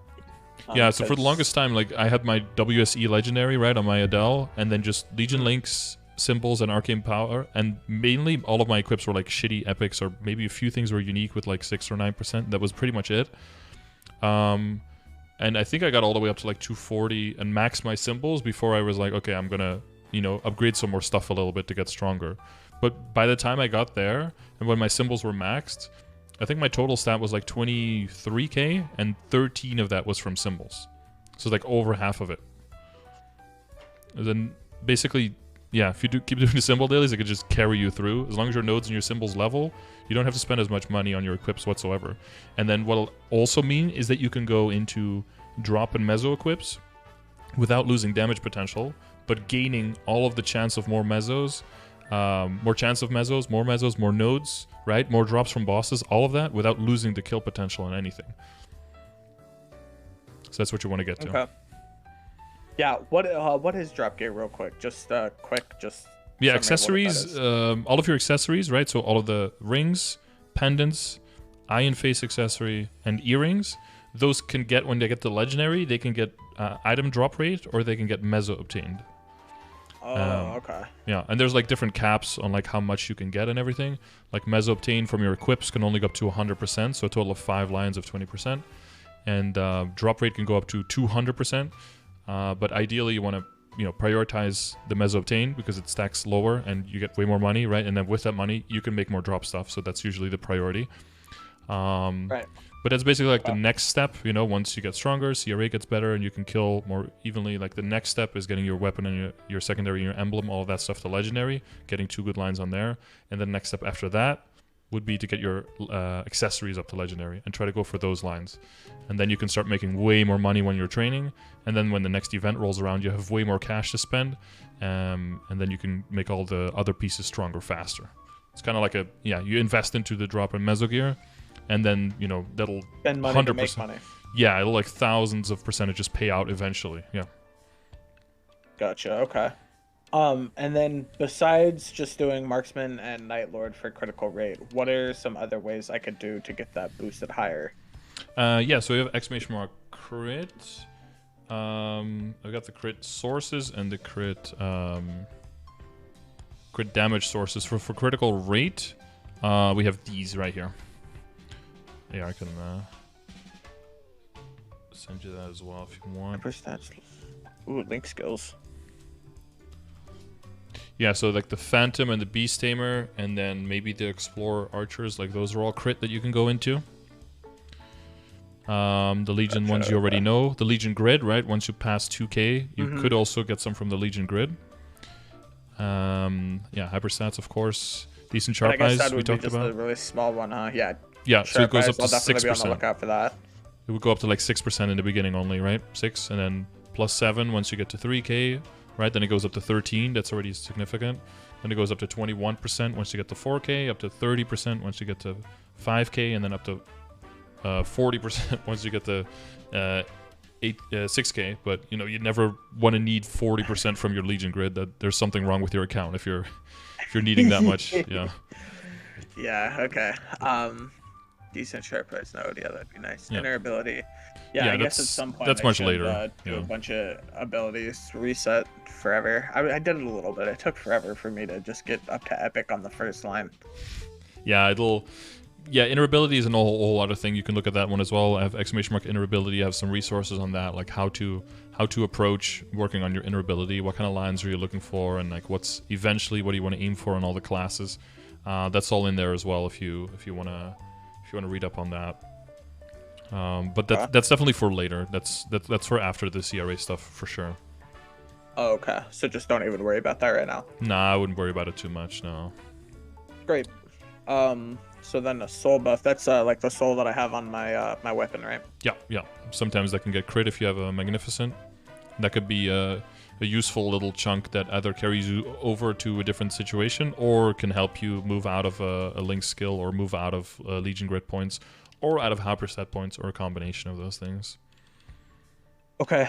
Can I reset my soul on my weapon, by the way? Like easily? Like you have to use a new one, and you just throw a new one on there. That's the only way to redo it, basically. You can technically, if you want to, you can destroy the current one, but then you're just left with nothing. So typically that doesn't really... so just throwing a new soul will overwrite that soul. Yeah, it'll ask, like, are you sure you want to equip this new soul? And you click yes, and it just overwrites the old one, yeah.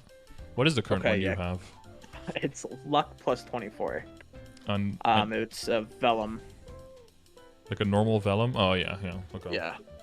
Yeah, because I wasn't really sure what it was. So it was the one that I got 10 souls on, like, right away. Mm-hmm. I got a soul from him every day when I was doing my 10 dailies to get right.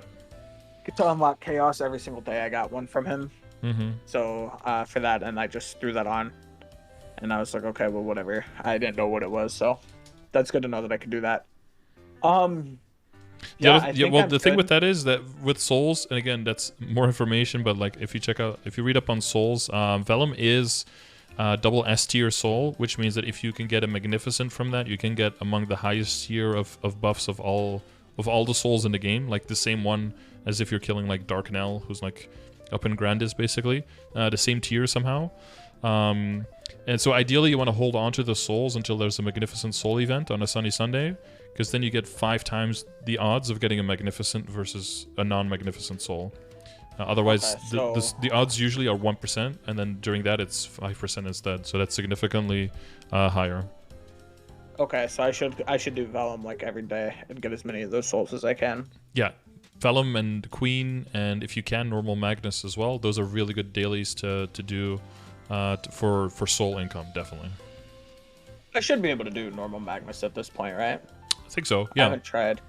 As you get I'll give stronger, that a try that'll tomorrow. become child's play. But you're probably at the build up where he's not super duper easy yet, but doable. So But it might, doable, yeah. might be like a little bit of a test of your skill and your positioning and stuff like that, and using your ether guard properly, right? So that's good. That's good practice. And then as you do all those upgrades we talked about and everything, it'll become a total joke. Because then once you can do CRA, the next one is Hard Magnus, which is a pretty big jump away from normal. Okay. Where is Princess No on that list? Like past CRA, like how far? Is she for her Well, I have equips? the so with the progression grid, right? If you kind of like hit the numbers on the progression, you basically can use your level as an indicator of how strong you are. And then with using your level, you can get all the information here on the dailies command. I don't know if you've seen this one, but this one kind of looks at, what kind of stuff do you get from which bosses. Also looks at the souls, right? Like the tiers, so you can see who gives the tier S souls. So that could be useful for you as well. And then the second page goes into like around your level, which content I think is worth your time. So if you can use your level as an indicator, then you can basically just like select the column and just look down at what content. So I think we have Princess No right here. So like right before Chaos Vellum, but like after CRA. So basically kind of like in between. Okay, so it won't be that big of a jump once I'm able to do CRA to go to her. No. It'll Okay. just And be then- annoying to get there. Okay, and then where is normal Arceum? I was actually Normal arc is much there earlier. An easy arc? There is, yeah, but his drop Okay. rate for anything relevant is garbage. So you typically just want to do normal. What I usually do is I wait until he like starts any kind of attack, and then I throw some attacks at him, and then you can bind him before he like gets to do anything crazy. If he does do a full screen crack thing, just hold down ether guard, right, to make sure you immune that damage from the screen crack. Then bind him and throw down like a ruin and all of the skills you have, and just blow him up in that bind. Yeah, I did easy arc when I was doing the Silent Crusade quest. And I beat him, by the way, and that never counted for the quest. So I don't know. I think you have to do normal for him for that to count as the quest. But yeah, whenever he did any of his attacks that would one-shot me, which was the big screen crack, my Aether Guard, for whatever reason, would not block that. I don't know if I was doing it too late or... Was that before the changes to Ether Guard? Or because Ether Guard now immunes the first hit, right? So if you get hit by anything else, it'll just immune that, and then the screen crack will hit at damage reduction, but the screen crack does like 1,000% damage, so it'll still do like 600% damage, so you'll still lose like 6 times your HP. Because screen crack isn't just like 100% HP, it's like a huge hit. Okay, so it's probably just me not timing it properly. Yeah, and the best thing might be like to jump over to the left and then holding it down, because make sure that nothing else hits you, like a snake or another attack that he does or anything. And then after that, jump back. So if you want to avoid that, you can also just wait until... You could just pop like your big skills, pop everything ready, and then just bind him and burst him without him. Because he does like a screen crack at every 20% HP, so if you don't get him past the first 20%, he just won't use one. So if you bind him before that, and then kill him the whole way with all of your strong Adele burst, then you can do it that way. And if it doesn't work and you die, you can just wait on the other map and wait for all your skills to come back, and then just try again. Yeah, because I had the thing where he one-shot me, and I tried to Aether Guard and it didn't work, and then I went back in and like he immediately did another one-shot move and I was dead again, and I was like, okay. Yeah. So what happened is that you probably did like 50% of his health. So he like triggered his first screen crack, but then you were gone, so he had no target, and then he waited for you to come back, and then you had another target, and he could immediately use the second one because he was past the 40% mark. Yeah, probably. Okay. Yeah. Let's see on that list. I have your stream really low. I'm trying to see where's normal Gollux.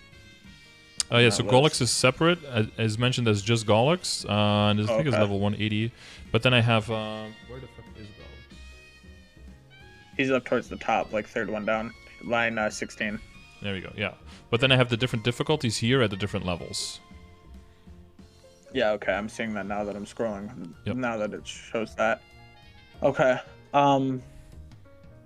Yeah, I did. I tried normal Gollux once by destroying both of the arms.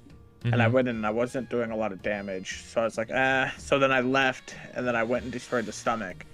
I don't know if that changes him to easy at that point. I don't think it did for the first stage. It does, but only if you clear the stage you're already on. Only if you clear the first stage, yeah. Because I was able to clear the first stage, and then after that, he was a little breeze again. Then he was easy. Like, okay. Yeah, exactly. Yeah. Okay.